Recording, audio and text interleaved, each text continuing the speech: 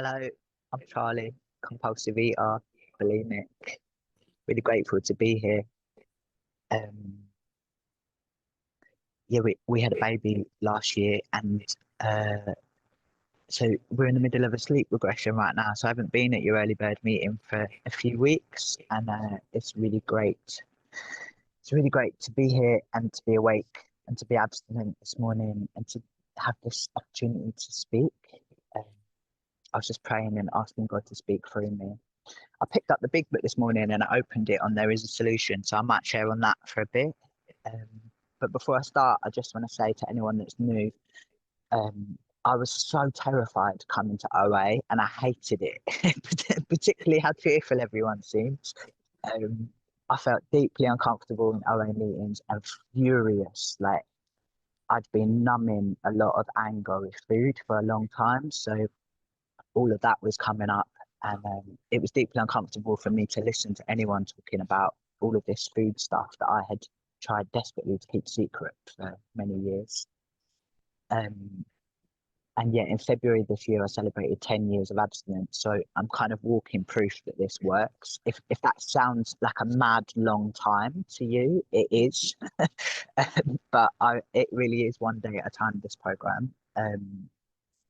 Yeah, I'm not particularly smart or special or different. I just got in enough pain that I was willing to do what I was told, um, and there is a solution. Let me read this little bit. So this is from the AA Big Book. There is a solution. Almost none of us like the self-searching, the leveling of our pride, the confession of shortcomings, which the process requires for its successful consummation. But we saw that it really worked in others, and we had come to believe in the hopelessness and futility of life as we had been living it. When therefore we were approached by those in whom the problem had been solved, there was nothing left for us but to pick up the simple kit of spiritual tools laid at our feet. We have found much of heaven, and we have been rocketed into a fourth dimension of existence of which we had not even dreamed. The great fact is just this and nothing less, that we have had deep and effective spiritual experiences which have revolutionized our whole attitude toward life, toward our fellows, and toward God's universe. The central fact of our lives today is the absolute certainty that our Creator has entered into our hearts and lives in a way in which is indeed miraculous. He has commenced to accomplish those things for us which we could never do by ourselves. Yeah. So my experience with food is, I think I've been a compulsive eater from such a young age. Like it was just the norm for me. I discovered bulimia really young, and it was my secret, and it was my best friend. Um, I'm a sort of well-rounded compulsive eater. I've got a long history of restriction, being underweight, trying to control my body, trying to control my emotions with food, all of that stuff. I've also got a long history of compulsive overeating, binging, being overweight, um, and the bulimia and the over-exercising and the laxatives kind of were the solution for whatever version of that I was in. Um, and I sort of was just stuck in this cycle of like eating nothing, eating everything, binging, purging, using laxatives, trying to eat nothing, eating everything, just going round and round and round. And I thought about food all the time and felt like I was in a battle with it, like it was the enemy and I was fighting it all day, every day. And I was really convinced that if I can just control my body so that it looks like the perfect size and shape, then I'll be all right, then I'll be safe. Like it wasn't just a sort of vanity, it was like a primal, like survival thing. I needed you to see me in a certain way so that I feel safe in the world and so that I can be successful and so that I can like live my life. So my whole life was on pause, basically, desperately trying to get this body. Once I'm ripped, once I'm hench, like, once I've lost this bit or changed this bit, or um, then it will all kick off. And that was the great illusion, really. I heard in this meeting that my body is a living creature that my spirit or my soul lives inside. Like it's not an object, like it's an actual living organism. and I'm renting it. My soul or my spirit is renting it while I'm moving around on Earth. You know, it's just this meat suit that I'm moving around in, and really, you know, I should be respectful of it and grateful for it, um, that it allows me to move with actually great privilege through this time while I'm here on Earth. Um, but I really thought that it was public proof of my worth and my safety. So yeah, the body image stuff was huge for me. On top of that, I just really didn't want to feel any uncomfortable feelings. I only wanted to feel nice feelings. And I've learned in this program, you can't selectively numb. You can't numb the painful stuff and only feel the nice stuff. You know, if you're numbing anything, you end up numbing everything. So my world just got very grey. I wasn't able to really love and be loved. I wasn't able to be present. I wasn't able to properly belly laugh. I didn't enjoy food. I didn't enjoy exercise. I didn't enjoy anything. And my brain was 24/7 thinking about food and body image. So, you know, I couldn't have any ideas about anything. There was no creativity. There was no there's nothing else going on really. Just food, food, food all the time. So life got really small. Things got really dark. I wanted to die. I came to OA, I hated it. I got a sponsor, I worked the steps. We went through the big book together and then read all of the OA literature alongside. And just like it says in that reading, there's been a revolution in my life.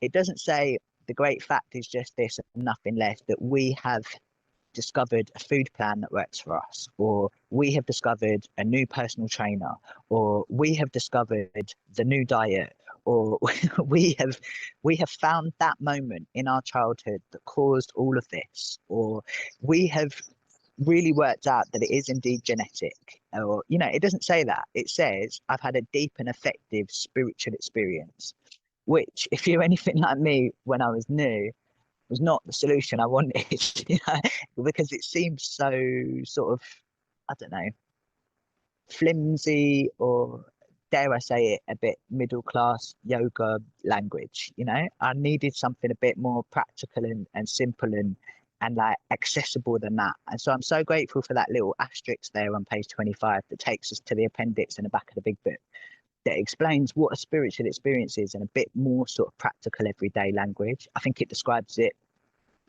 as a personality change sufficient to bring about recovery. And I'm grateful for whoever wrote that little bit, because it just opened the door for me slightly to be like, okay, cool, I think I understand that a bit more.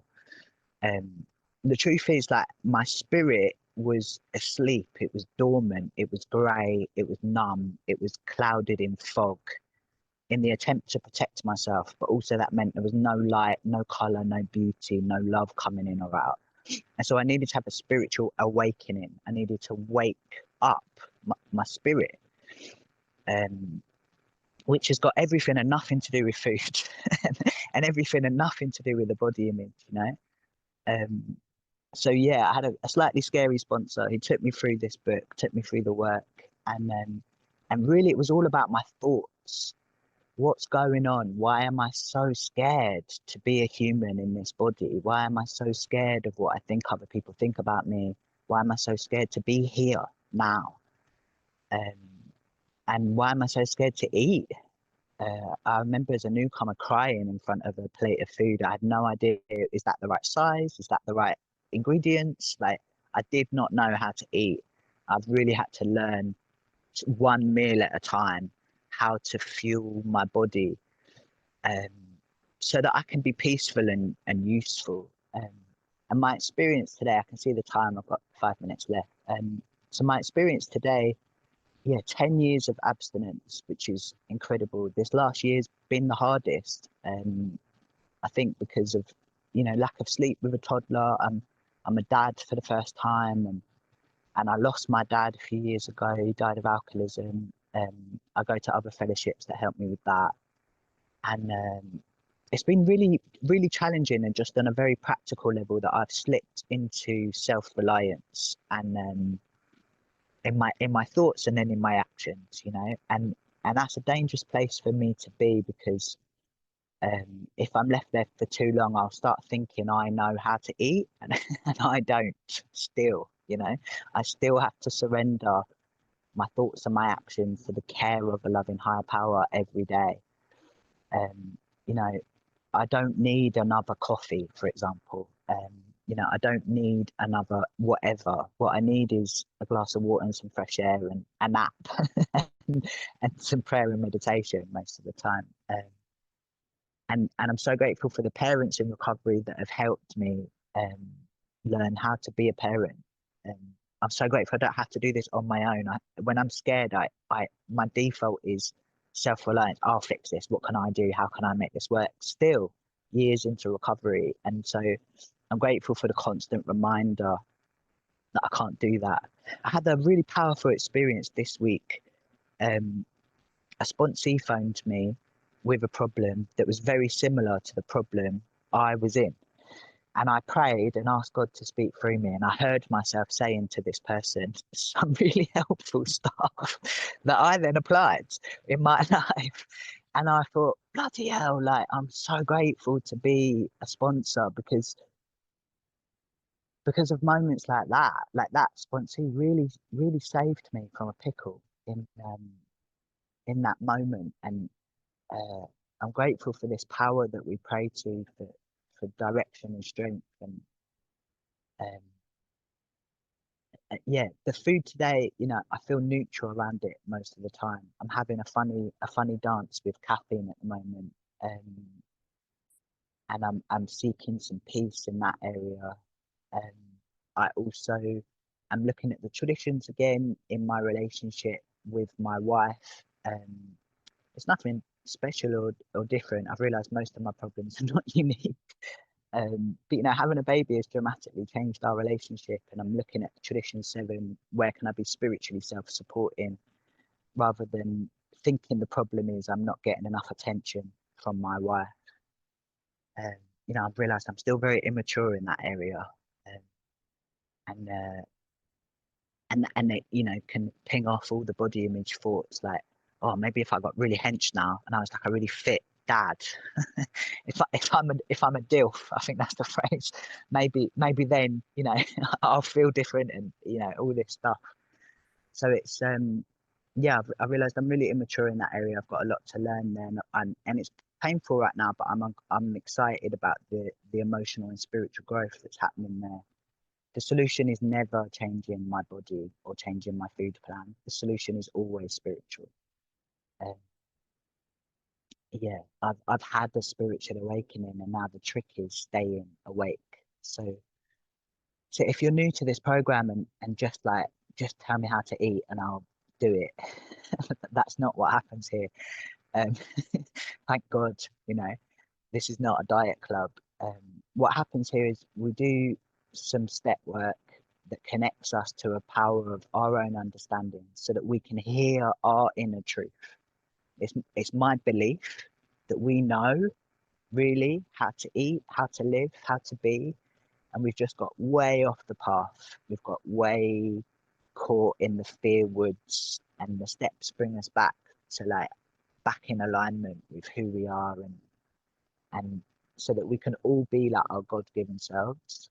I think, if I may be so bold to say it, I think that's what our higher power wants for us all, is to be peaceful and useful and to be who we are.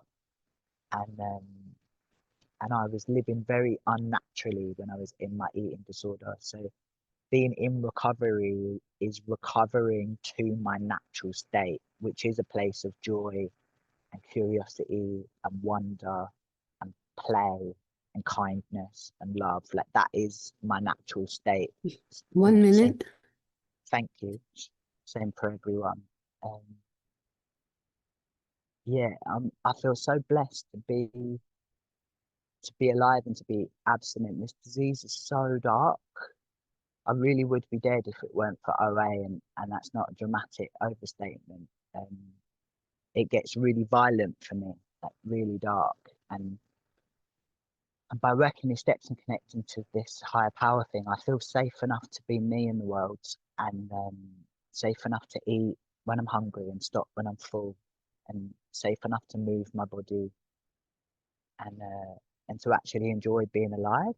And then slowly the world's got bigger, and now suddenly I'm married and I'm a dad and I'm working and all this other external stuff happens as a result of the inside work.